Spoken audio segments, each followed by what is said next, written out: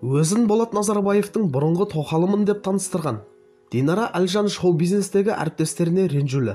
Уақыт көрсетеді бағдарламасында ол қиналған шағында жақсылығы өткен Қайрат Нұртастан еш қайыр болмағанын айтты. Ойынханадағы оқиғадан кейін Динара Қайрат Нұртаспен Шымкенттегі караокелердің бірінде кездескен. Мен караоке бастығының әйелін туған күнімен құттықтап, ән айтуға бардым. Кіріп келсем, Қайрат Нұртас түк болмағандай отыр екен. Болатпен айырылысып кеткен соң, көмек сұрап, Қайратқа хабарласқан болатынмын. Қайрош, мен үйсіз қалып қойдым. Қызыммен Алматыда қалғым келеді. Маған көмектесші деп көмек сұрадым. Ол жақсы, мен сұрастырып көрейін. Менде ондай ақша жоқ. Ақшамды әке-шешем ұстайды, деп жауап берді.